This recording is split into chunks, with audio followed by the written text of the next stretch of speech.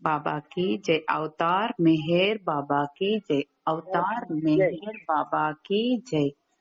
Beloved God, help us all to love you more and more and more and more and still yet more till we become worthy of union with you, and help us all to hold fast to Baba's Daman till the very end. Avatar Meher Baba ki jai.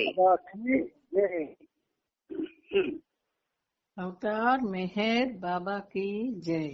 Pritam Meher బాబా, నీవు ప్రసాదించిన ప్రవచన సారమును గ్రహించవలసిన తీరులో గ్రహించి సదవగాహన చేసుకుని వాటిని మా జీవనములలో ఆపాదించుకొని నిజాయితీ తోడను నిర్మల ప్రేమ తోడను వాటిని ఆచరించులాగున మా అందరినీ ఆశీర్వదించు.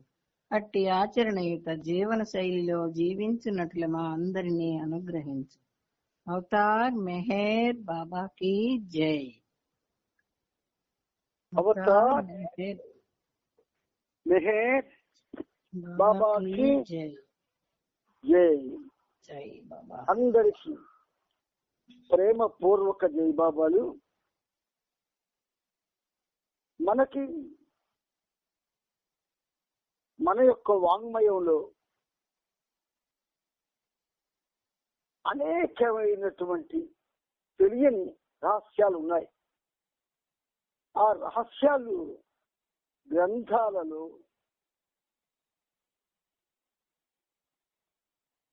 అష్టాదశ పురాణాలు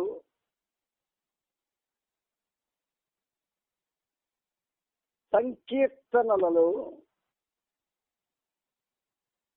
ఉన్నతమైనటువంటి సంస్కృత వాంగ్మయంలో ఎన్నో ఉన్నాయి. అయితే ఇవన్నీ కూడా బాబా ఆయన ఆగమనానికి ముందే మనకి అందించాడు. ఆయన మనకి అంటే అందులో అందరూ ఉంటారు, మనమే కాదు. అలాగే ప్రతి దినం ఆ ప్రియతమునితో సహజీవనం సాగించుకునే సదవకాశాన్ని మనందరికీ బాబా కలుగజేశారు. మీరు కొంచెం శ్రద్ధ తీసుకున్నందువలన అది యూట్యూబ్ ద్వారా చాలా మందికి అది అందుతూ ఉన్నది. అయితే ఏ వాంగ్మయమైనా సరే, ఏ శాస్త్రమైనా సరే, ఏ మంత్రమైనా సరే, ఏ యోగమైనా సరే అందరికీ అందుబాటులో ఉన్నప్పటికీ వాళ్ళకి అది ఎక్కువ మందికి అది తన చేరువకు తీసుకోదు. ఇది మీరు గ్రహించండి. ఇప్పుడు ఈ సహజీవనం ఆయన ఆశీస్సులు పొందిన వారికి మాత్రమే ఆయన యొక్క ఔన్నత్యాన్ని తెలుసుకునే అవకాశాన్ని ఇస్తుంది.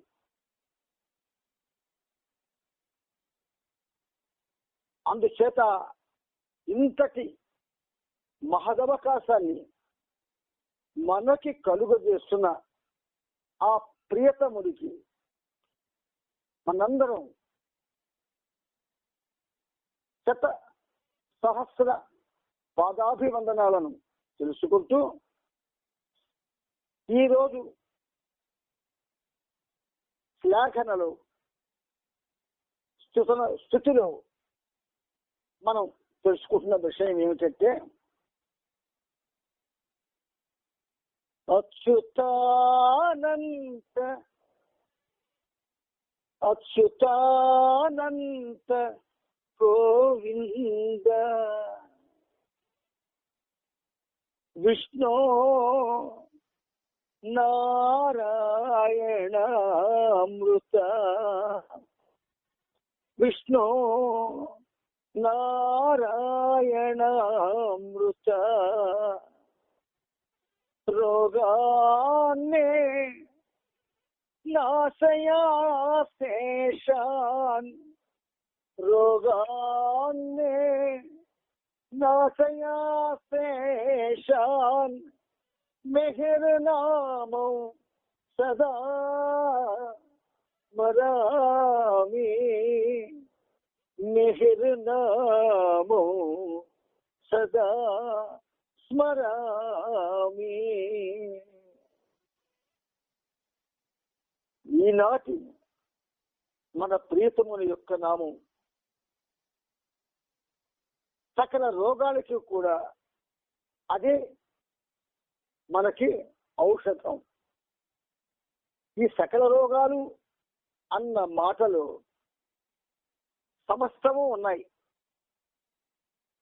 అది ఆ సమస్త రోగాలు అంటే భౌతిక, ఆధ్యాత్మిక, పారమార్థిక, పరమార్థపరమైనటువంటి అన్నిటినీ మెహర్ నామం స్మరిస్తే వాటి నుంచి ఉపశమనం మనం పొందుతాం. ఈ శ్లోకం ఇది ఒక విధంగా సేకరణ ఎక్కడి నుంచి జరిగిందంటే ధన్వంతరి మహామంత్రాల నుంచి సేకరణ జరిగి అది మనకి ఈరోజు బాబా తెలియజేయడం జరిగింది. మీకు చెప్తున్నవన్నీ కూడా చాలా ఉన్నతమైనటువంటి అంశాలు. ఇవి మనలో ఉన్నటువంటి తత్వం ఏదైతే ఉన్నదో మానవత్వ తత్వము, ఇది ఎన్నో జన్మల నుంచి దానికి ఉన్నటువంటి పరిధిలోనే పనిచేస్తుంది. ఆ పరిధి దాటి మనల్ని ఉద్ధరించుట లేదు, పాలించుట లేదు, బోధించుట లేదు, ఆదుకొనుట లేదు, ఆశీర్వదించుట లేదు. గనుక మెహర్నామం మంత్ర రాజము అది మనకి ఎటువంటి పరిస్థితినైనా తేగలదు అని ఈ శ్లోకం ద్వారా మనం ఈరోజు తెలుసుకునే అవకాశం మెహర్ ప్రభు ప్రసాదించారు.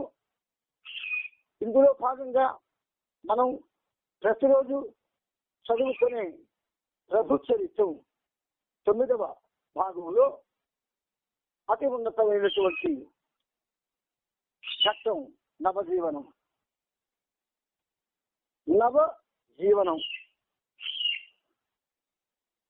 మనం ఇంతవరకు జీవిస్తున్న జీవనం సాధారణ జీవనం, అలవాటైన జీవనం.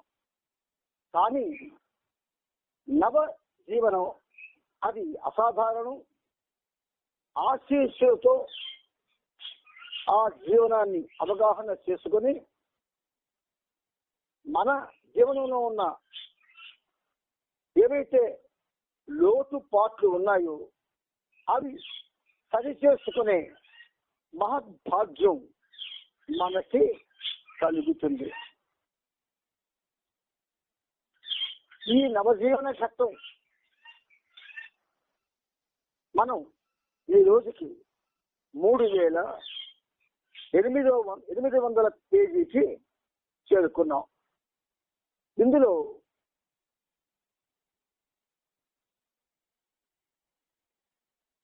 హర్జీవన్ లాల్ ఆయన క్షవరం పూర్తయిన తరువాత మంగళి చేతిలో కొన్ని రూపాయల నోట్లను పెట్టేశాడు. ఇంత డబ్బు ఎందుకు ఇచ్చావయ్యా అని ఆ మంగళి అడిగితే, నా దృష్టిలో అది చాలా చిన్న మొత్తమే. ఎందుకంటే నీవు నా పెరిగిన గడ్డాన్ని మాత్రమే సవరం చేయలేదయ్యా, దానితో పాటు నా తలనొప్పిని కూడా చక్కగా తొలగించావు కదయ్యా అని చెప్పి హరజీవన్ అక్కడి నుండి వెళ్ళిపోయాడు. అక్కడికి ఆపుకున్నాం.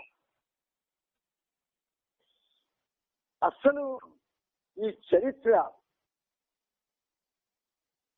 మన చరిత్రను తిరిగి రాయగలదు.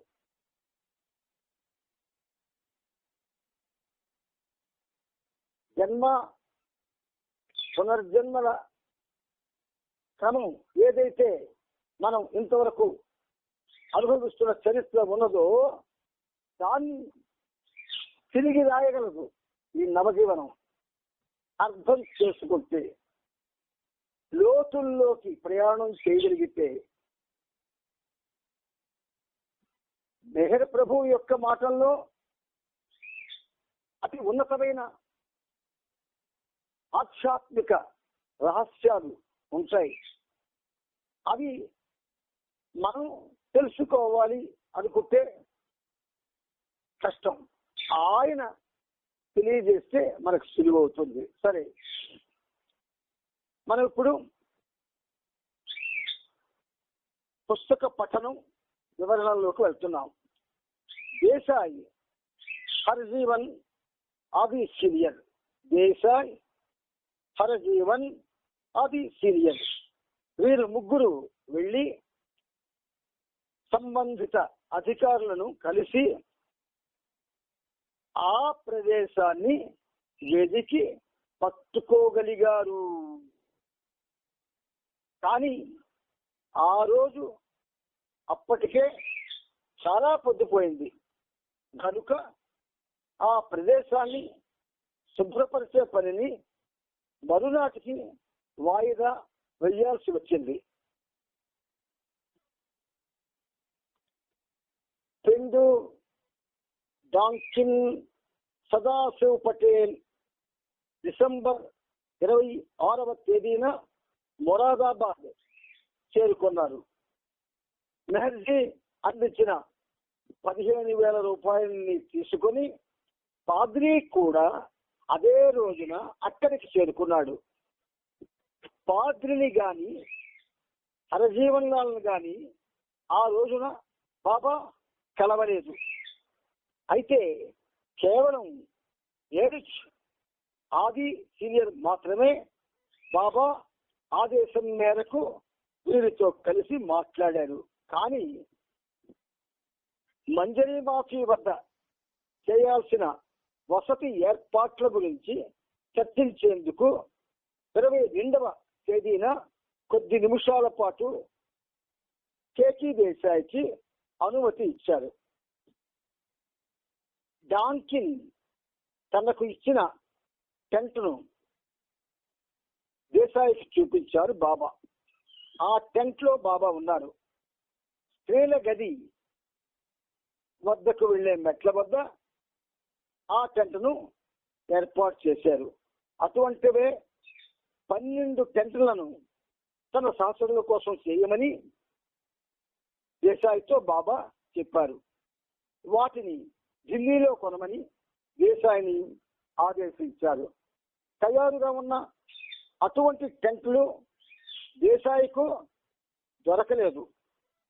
అందువల్ల తను ఇచ్చిన సూచనలకు సరిపోయేట్టుగా ఒక శాంపిల్ టెంట్ను తయారు చేయించమని బాబా ఆదేశించారు. సహచరులందరూ గడ్డకట్టే ఈ చలిలో చాలా ఇబ్బంది పడుతున్నారని హరజీవన్ లాల్ గమనించాడు.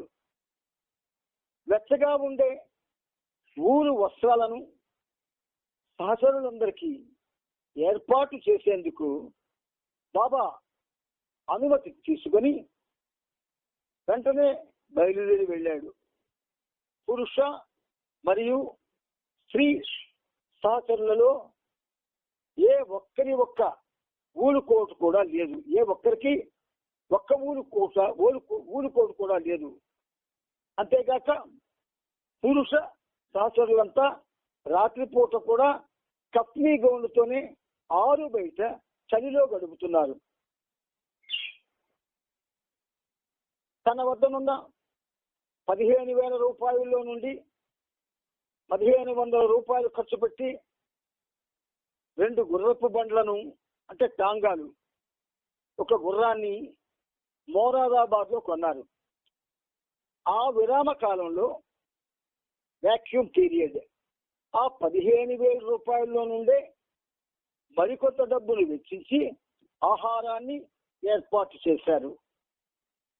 మిగతా డబ్బును మంజరీ మాఫీలో తన సహచరుల కోసం ఒక కుటీరాన్ని నిర్మించేందుకు, ఆ కుటీరం తయారయ్యేంత వరకు వారు ఉండబోయే ఇంటి అద్దె కోసం మరికొంత డబ్బును కేటాయించారు.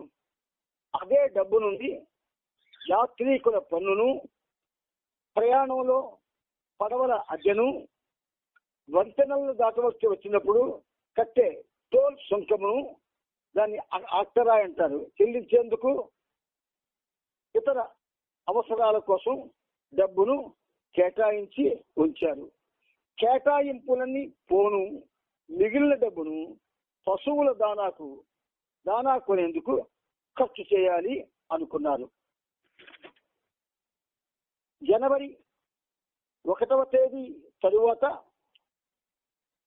ఒక్క పైసా కూడా ఆహారం గురించి గాని బట్టల గురించి గాని ఖర్చు చేయడం జరగదు అని ఈ సమయంలోనే బాబా హెచ్చరించాడు. బాబాతో ఉంటున్న స్త్రీ పురుష సహచరుల పరిస్థితిని గమనించిన హరజీవన్ లాల్ ఢిల్లీకి చేరుకోగానే ఆ విషయం గురించి కిషన్ సింగ్ కు, వాసుదేవ కైన్కు తెలియజేశాడు. వివిధ రకాల తిరుబండారాలు, బట్టలు పంపించే విషయమై వీరి వద్ద నుండి బాబాకు ఉత్తరం వచ్చింది. వీటిని భిక్షగా ఇస్తున్నట్లు కూడా ఆ ఉత్తరంలో సూచించారు. దానికి సమాధానంగా హరజీవన్ లాల్ కు బాబా ఈ క్రింది విధంగా ప్రత్యేక ఉత్తర్వులను పంపించారు. 1.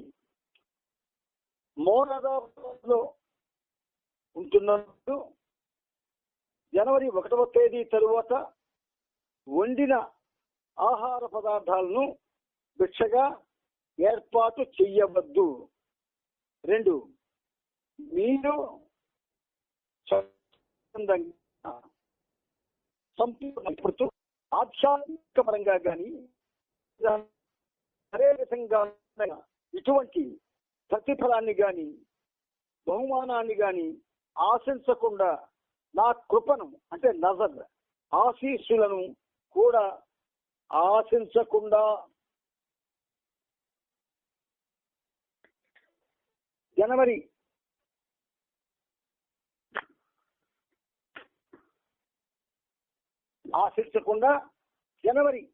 1వ తేదీకి ముందుగా ధాన్యము, పండ్లు, డ్రై ఫ్రూట్స్, వంట దినుసులు, నెయ్యి, వీటిలోని వేటినైనా ఎంతైనా మీ శక్త్యానుసారం కేవలం భిక్షగా మాత్రమే పంపించవచ్చు. 3. పైన ఉదాహరించిన వాటిని మీరు కనుక భిక్షగా పంపగలిగినట్లయితే 1950 జనవరి 1వ తేదీ నుండి శ్రామిక భిక్షాటన మరియు లంగోటి జీవన దశలతో 100% నవజీవనం మొదలవుతుంది గనుక మీరు పంపిన వస్తువులను ఆ రోజు నుండి మేము వినియోగించడం జరుగుతుంది. 4. మోరాదాబాద్ నుండి మేము 1వ తేదీ తరువాత ఏ రోజునైనా ఒక రోజు తర్వాత లేదా 15 రోజుల తరువాత బయలుదేరి వెళ్ళిపోవచ్చు. అందుచేత మీరు భిక్షగా పంపించబోయే ఆహార పదార్థాలని అలాగే కిషన్ సింగ్ గాని వాసుదేవ జయంతి గాని పంపాలనుకునే ఉన్ని బట్టలను 1950 జనవరి 1వ తేదీ లోపునే పంపించండి. 5 వెచ్చదనాన్ని ఇచ్చే బట్టలు, దుప్పట్లు, స్వెట్టర్లు, జాకెట్లు, సాక్సులు, గ్లౌసులు మొదలగు వాటిని మాత్రమే భిక్షగా ఇవ్వబడెను. మీలో ఏ ఒక్కరు కూడా మొరాదాబాద్ రాకూడదు. నన్ను గాని సహచరులను గాని కలవడానికి వీలు లేదు. అలాగే మాతో ఉత్తర ప్రత్యుశ్రమలు జరుపరాదు. మీరు పంపాలనుకునే ప్రతి వస్తువును మీ దగ్గర ఉండే ఆనంద గోపాల్ అనే టైపిస్ట్ ద్వారా పంపవచ్చు. ఆ ఉత్తరాన్ని అందుకున్న వెంటనే హర్జీవన్ లాల్ తన టైపిస్ట్ తన కుమారుడు ఇంద్రసేన్ ద్వారా ఈ క్రింది వస్తువులను పంపించాడు. 58 జతల ఊలు మేజోళ్లు, 40 దుప్పట్లు, 37 స్వెట్టర్లు, 30 జతల కాటన్ మేజోళ్లు, 20 మఫ్లర్లు, 6 టోపీలు, 1 డబ్బా సోహాన్ హల్వా, 1 డబ్బా క్యారెట్ హల్వా, 1 డబ్బా టీ పొడి, నిలువ ఉంచేందుకు వాడే పదార్థాలు 1 డబ్బా నిండా, బుట్ట నిండా పండ్లు, డబ్బా నిండా పప్పులు, మసాలా దినుసులు, 1 ఊరి జాకెట్, 2 డబ్బాల డ్రై ఫ్రూట్స్, 2 డబ్బాల నెయ్యి, 2 డబ్బాల మిఠాయి వస్తువులు, 1 డబ్బా ఆవకాయ పచ్చళ్ళు, 1 డబ్బా నిండా సిగరెట్లు, పైన తెలిపిన వాటితో ఉన్న 2 ట్రంక్ పెట్లు,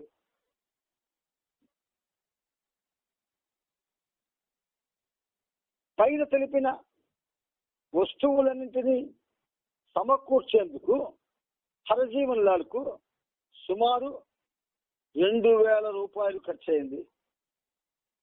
వీటితో పాటు అతడు జనవరి 1వ తేదీలోపు 20 షేర్లు పంచదారను కూడా భిక్షగా పంపించాల్సి ఉంది. బాబా నుండి సూచనలను అందుకునే లోపే అవసరమైన వస్తువులన్నింటినీ హరజీవన్ లాల్ ముందుగానే కొని ఉంచాడు.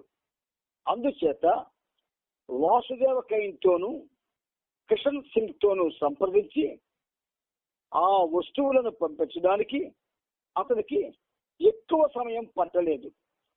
హరజీవన్ లాల్ మొరాదాబాద్ లో కేవలం ఏరిస్ను ఆది సీనియర్ ని మాత్రమే కలుసుకున్నప్పటికీ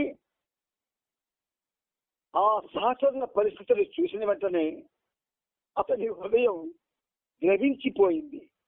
అందువల్ల వీలైనంత త్వరగా పార్సల్స్ ను బాబాకు పంపించాలని నిశ్చయించుకున్నాడు.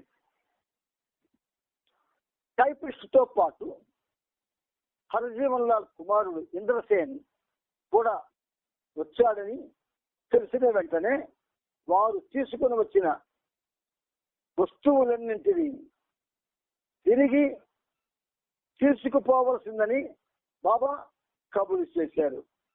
ఆ మాట వినగానే ఇంద్రసేన్ స్పృహ కోల్పోయి పడిపోయాడు. ఆ సంగతిని బాబాకు తెలుపగానే ఆయన చిరునవ్వు చెందించి వారు తెచ్చిన భిక్షను స్వీకరించేందుకు అంగీకరించారు.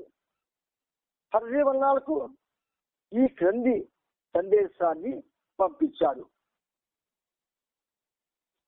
జాబితా ప్రకారం నీవు భిక్షగా పంపించిన వాటినన్నింటినీ బాబా ఎంతో సంతోషంతో స్వీకరించారు.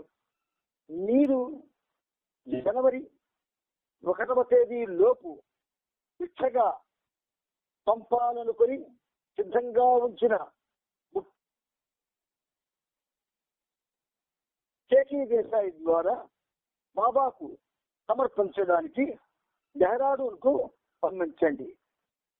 ఇప్పటి నుండి మీరు మీ కుటుంబ సభ్యులు బాబాతో గాని ఆయన సహచరులతో గాని ఎటువంటి సంబంధాన్ని కలిగి ఉండకూడదు. అంతేగాక వారిని కలవటం గాని ఏ విధమైన సమాచారాన్ని పంపడం గాని చేయరాదు.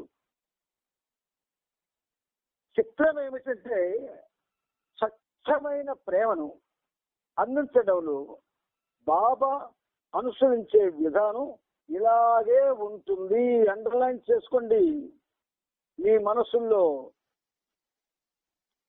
స్వచ్ఛమైన ప్రేమను అందించడంలో బాబా అనుసరించే విధానం ఇలాగే ఉంటుంది. ఆయన తనతోగా వంశ సంబంధాన్ని ఎంతగా తగ్గించగా గాఢంగా ఆ కుటుంబం మొత్తాన్ని తన ప్రేమ వలలోకి లాగుతారు. అంటే ప్రేమ, విధేయత, సర్వ సమర్పణ ఈనాటి అవతారుని అమృత వాక్కులు. అంటే మనకి ఈ 3 పేర్లు తెలుసు గాని వాటి స్వభావం గాని వాటి ఏ విధంగా మన జీవితాలలో అన్వయించుకొని ఆపాదించుకొని ఆ విధంగా జీవనాలను సాగించడానికి ప్రయత్నించడం గాని ఇప్పుడున్నటువంటి వాతావరణంలో కించిత్తు కూడా లేదు. కానీ స్వచ్ఛమైన ప్రేమను అందించడంలో బాబా అనుసరించే విధానం ఇలాగే ఉంటుంది.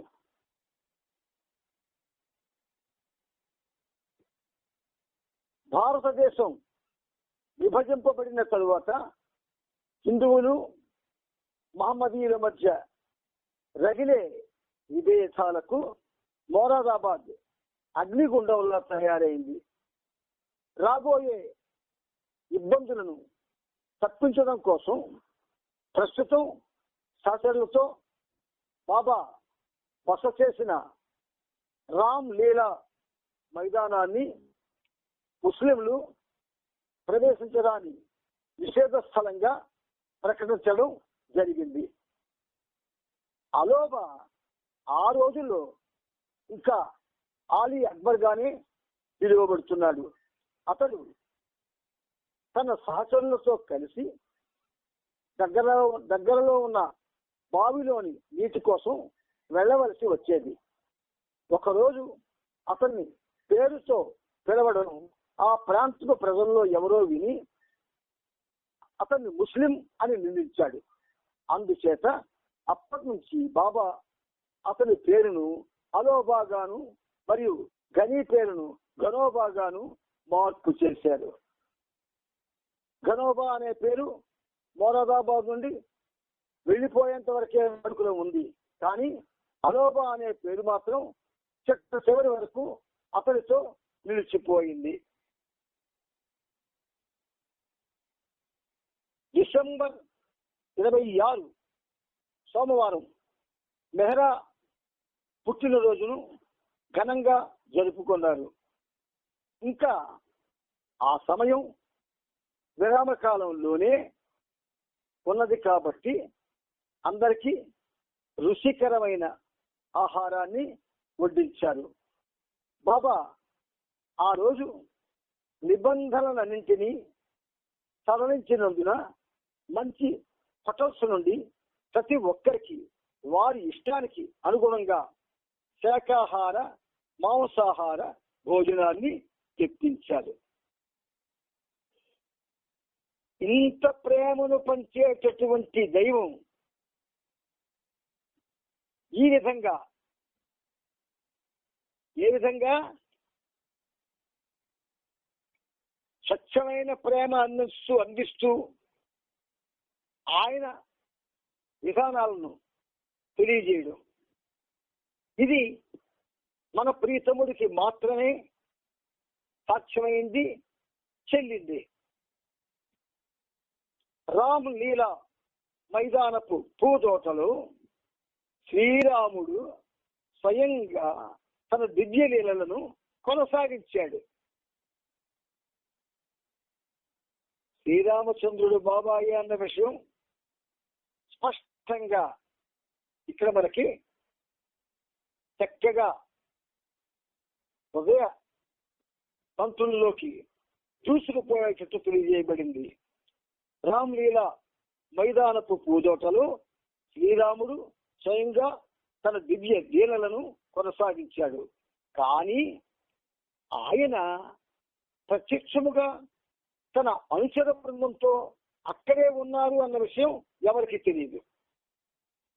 తన దివ్యమైన జగన్నాటకం జరుపుతూ ఆ అవతారుడే మారువేషంలో ఒక దేశ దిమ్మరిగా, ఒక యాత్రికుడుగా అక్కడ సంచరించాడు. 1949 సంవత్సరం డిసెంబరు 31వ తేదీ శనివారం నాడు బాబా తన సహచరులతో కలిసి ఈ క్రింది ప్రార్థనను చేశారు. ఒక్క ఫ్యూ సెకండ్స్.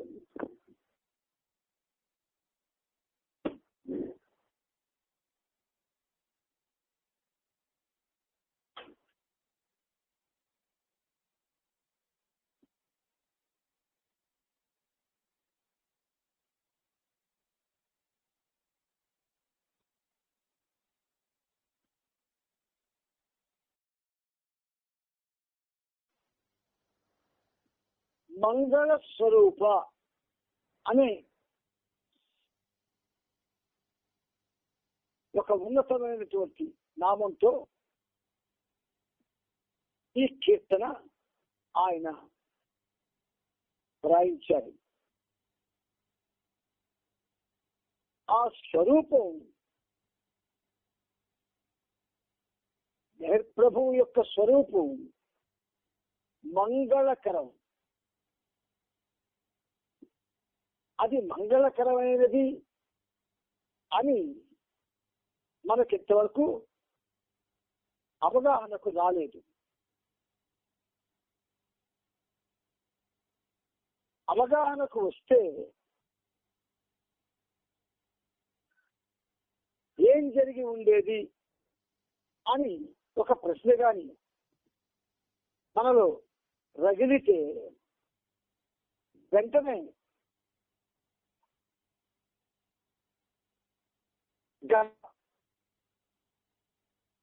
గతంలో మానవుడు దేవాలయాల్లో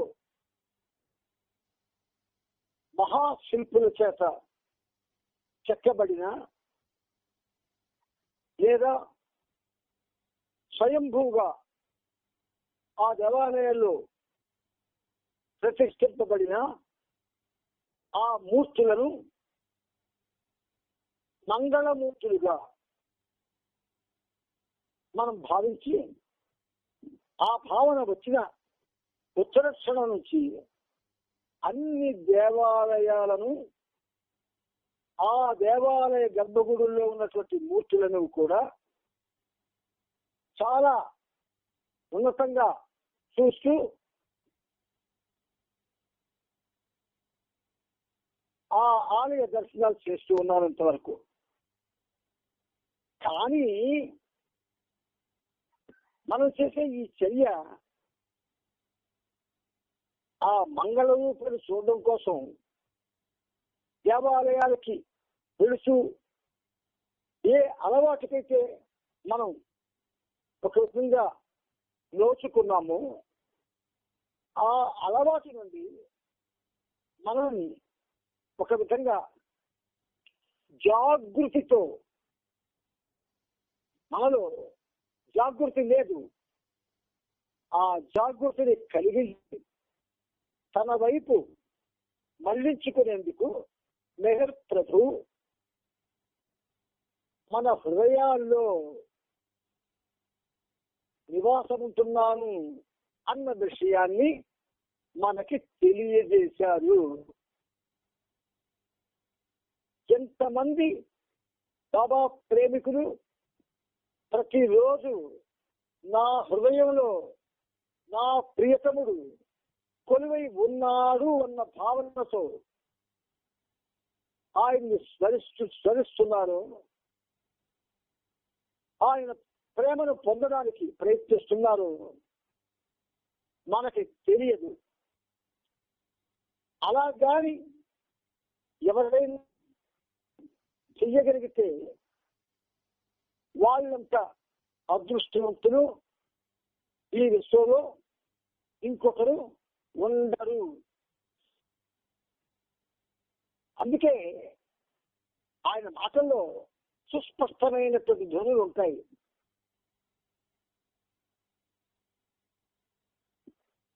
ఆ ధ్వనుల్లో సత్యాలు ఉంటాయి. సత్యాలు. Every heart is my centre అన్నాడు ఆయన. ఎవ్రీ హార్ట్ మై సెంటర్ అని చెప్పాడు ఆయన. ఆ హృదయం, అందులో ఉన్న మూర్తి చూడలేని దురదృష్టకరమైన పరిస్థితి మనలో ఉన్నందువలన సెంటర్లో నిర్మించుకొని అక్కడికి వెళ్ళి ఆ మూర్తి దర్శనం చేసుకోవడానికి వివిధ రకాలైనటువంటి చర్యలు చేస్తూ ఆ చర్యలకి అలవాటు పడిపోయి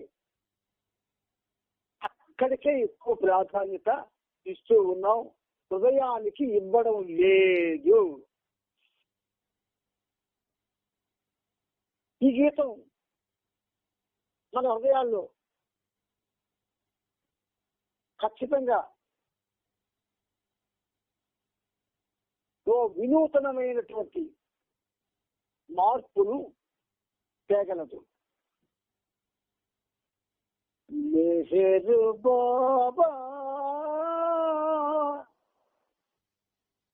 మానవుడవై మషిని వెలసినావా,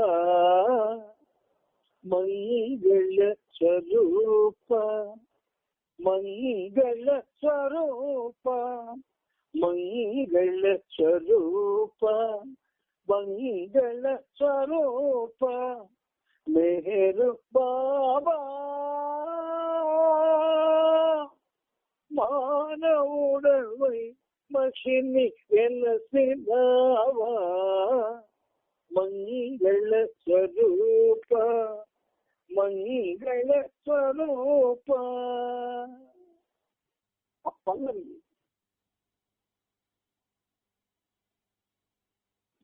మొక్క నాటితే మనకి నచ్చినటువంటి ఒక మొక్క నేలని కానీ తవ్వి దాంట్లో ఆ మొక్క ఎదగడానికి కావలసినటువంటి రసాయనాలు వేసి పెంచడానికి ప్రయత్నిస్తే ప్రతిరోజు దాని ఎదుగుదలను చూస్తాం మనం. ఎంత పెరిగింది, ఆకులు ఎన్ని వచ్చాయి, కాండం గట్టి పడిందా, ఇవన్నీ చూస్తాం. కానీ సర్వోన్నతుడి పాదాలు పట్టుకొని అతను మన హృదయంలో ఉన్నాడన్న విషయం తెలిసి కూడా హృదయం ఉన్నటువంటి ఆ క్షేత్రంలో ఆయన ఉన్నాడు అని తెలిసి కూడా ఆయన్ని ఆ హృదయంలో చూడాలని మనం ఇప్పటికీ ప్రయత్నించడం లేదు.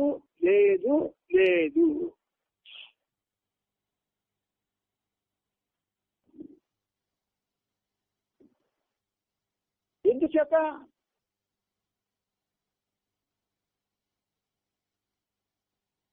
చేత కాక కాదు, చేవలేక కాదు. మరి ఎందువల్ల? హృదయ క్షేత్రంలో ఆయన్ని చూడలేకపోతున్నాం. అంటే మనకి కేవలం బాబా బిందు ఆత్మలు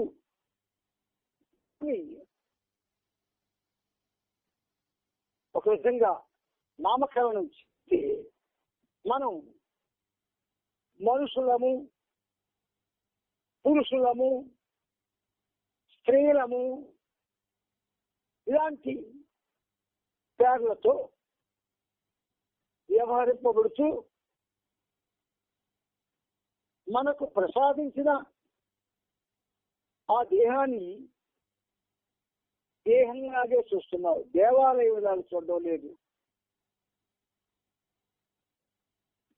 వేదంలో ఒక మాట ఉంది, దేహమే దేహమే దేవాలయం. నీ హృదయమే గర్భగుడి.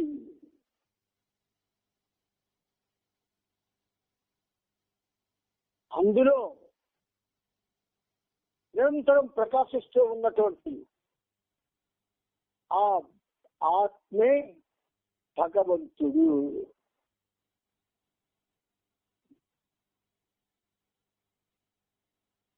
చిన్నపిల్లలు ఇటువంటి విషయాలు తెలుసుకున్నా అవగాహన చేసుకోలేరు. యుక్త వయస్సులో ఉన్నవాళ్ళు అర్థమైన యుక్త వయస్సు యొక్క పోరు వల్ల అర్థం చేసుకోలేరు. మరి కౌమారంలోకి వచ్చిన వాళ్ళు బాధ్యతల ఒత్తిడి వలన తెలుసుకోలేరు. బాధ్యతలు తీరిపోయి ముస్తరితనం వచ్చి అప్పుడు కూడా ప్రయత్నం చెయ్యని వాళ్ళని ఏమనాలి? నేనేం అన్ను, ఈ పనిముట్టేమందు. ఆయన చాలా పేర్లు పెట్టాడు. వ్యర్థులు అన్నాడు. ప్రహ్లాదుడు, శివుడు, మార్కండేయుడు జన్మించి భగవంతుని యొక్క ఉనికిని భారతదేశానికి ప్రస్ఫుటంగా తెలియజేసిన మాత్తర దేశంలో పుట్టి కూడా బాల్యంగానే, యవ్వనంగానే, కౌమారంగానే, వృద్ధాప్యం మళ్ళీ యవ్వనంలాగే అనుకుంటున్న వాళ్ళు చాలా మంది ఉన్నారు. ఇది నగ్న సత్యాలు. అందువల్ల ఈ మంగళ స్వరూపుణ్ణి హృదయాలను దర్శించడానికి పాపం మనకి టైం లేకుండా పోయింది. కానీ నిరంతరం తనని మెహర్ బాబా అని పిలుస్తూ తన పేరుతో ఏ చర్యలు చేసినా సహిస్తూ ఆయన మనతోనే ఉంటున్నాడు. ఐ యామ్ విత్ యూ అన్నాడు. We are not with him. Certainly, we are not with him. అందుచేత ఈ మంగళ స్వరూప అనే గీతం మనకు ఒక ప్రసాదంగా, వరంగా ప్రసాదించాడు ఆయన. మెహరు బాబా మానవుడవై మహిని వెలసినవా, మంగళ స్వరూప మంగళ స్వరూప మంగళ స్వరూప మంగళ స్వరూప. బాబా అన్నారు డివైన్ బాడీ అన్న మాటను తన కోసం చెప్పారు ఆయన. దివ్య శరీరం అటది.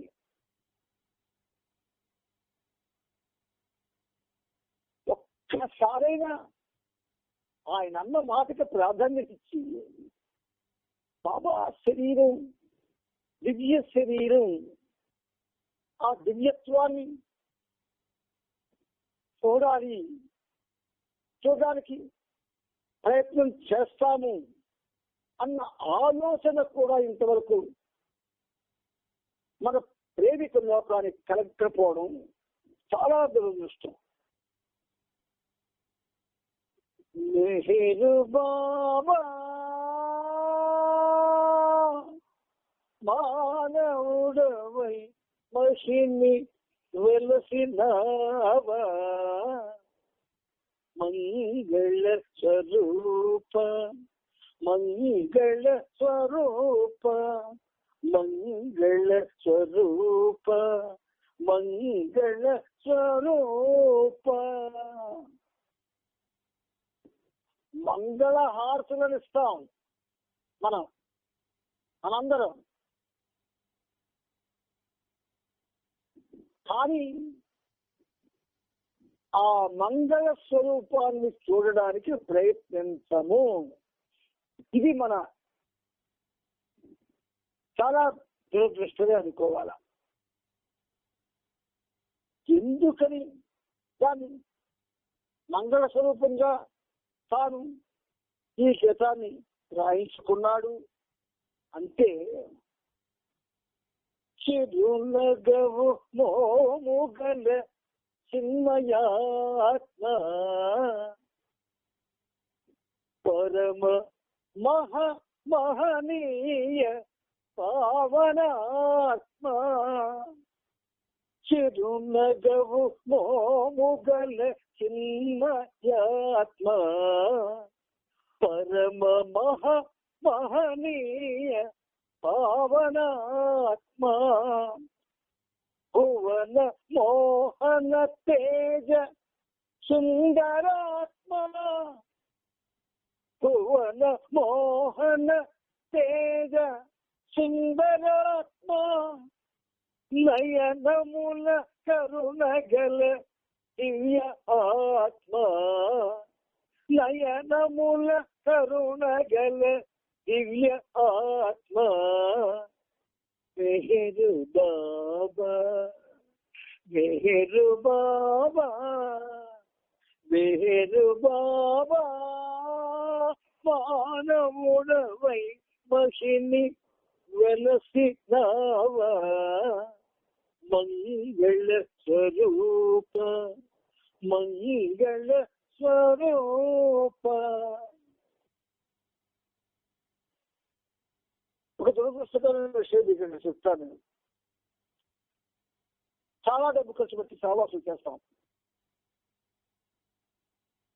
ఆ సావాసుల్లో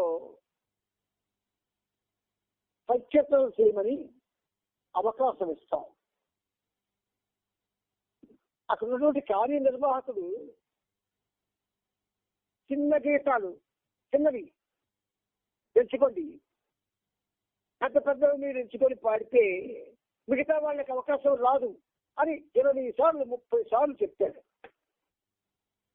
దాంతో పాపం గీతాల మీద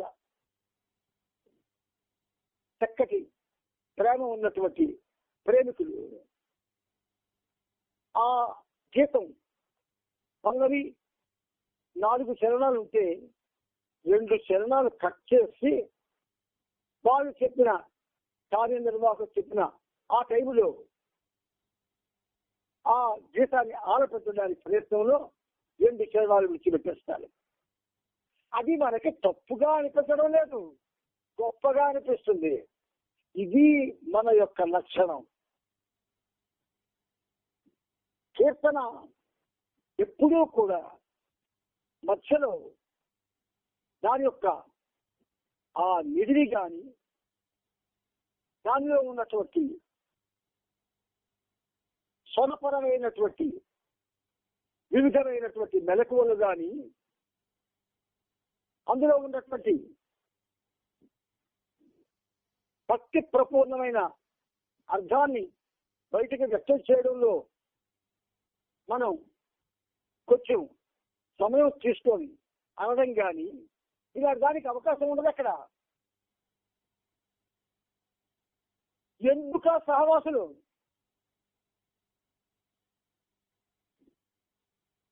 గంగి గోవు పాలు గరిటెడైనను చాలు కడవడైనను నేమి కరము పాలు అని ఎప్పుడో చెప్పబడింది. కానీ మనందరం కూడా గాడిద పాలు తాగుతున్నాం, గంగి గోవు పాలు తాగడం లేదు. ఎందుకు ఇలా చెప్పాల్సి వస్తుందంటే తన్మయత్వం చెందవలసినటువంటి కీర్తనల్ని తన్మయత్వంతో మాకే పని, సమయపాలనే మాకు పని అన్నటువంటి నిర్దిష్టమైనటువంటి అభిప్రాయంతో దేన్ని అనుభవించక దేన్ని అనుభవించనీయక ఎంతో కష్టపడి నిర్వహించుకున్న ఆ సావాసుగా కాక చాలా పేలవంగా అనుభవిస్తూ ఉన్నాం ఇప్పటి వరకు. గుర్తుంచుకోండి, ఎంతమందికి అవకాశం ఇచ్చారు, చాలా మందికి అవకాశాలు ఇవ్వాలి అన్నది మంచిది కాదు. కొద్ది మందైనా వాళ్ళు ఆ కీర్తనల్ని పూర్తిగా పాడే అవకాశాన్ని ఇవ్వాలి అని అక్కడ నిర్వాహకులకే ఉండదు, ఈ వచ్చిన జనానికి ఉండదు. ఎందుకంటే వీళ్ళకి కూడా తాపత్రయమే. 100 మంది వస్తే 100 మందికి అవకాశం ఇవ్వాలి, పాడే అవకాశం. అందుచేత నిర్వాహకులు ఈ విధంగా వ్యవహరిస్తున్నారు. అదే మాకు మీరందరికీ అవకాశం ఇవ్వక్కర్లేదు, మీరు ఎంత పేరు నిర్ణయించారో అందులో ఒక 5గురికి ఇవ్వండి చాలు. పూర్తిగా పాడతారు, హాయిగా పాడతారు, ఆ పాటలో ఉన్నటువంటి మెలకువలతో పాడతారు, ఆ అర్థం అందరికీ అందేటట్టుగా పాడతారు. సరే, రాగం తాళం అవి పక్కన పెట్టండి, ఇవి అందేటట్టుగా చేయలేకపోతే ఆ సహవాస్ కాదు. అందుకని మనం ఈ సహజీవనంలో అన్ని విషయాలు తెలుసుకునేటట్టుగా ఆయన దీన్ని రూపొందిస్తూ ఉన్నాడు. ఎంతకాలం సాగుతుందో ఈ పనిముట్టుకు తెలియదు, కానీ ఇది సాగడం అనేది మీ అభిరుచులపై, అభిలాషలపై, మీలో ఉన్నటువంటి తపనపై ఆధారపడి అది కొనసాగుతుంది తప్ప దానంతటది కొనసాగదు. అవతార్ మెహర్ బాబా की जय. अवतार मेहर बाबा की जय. अवतार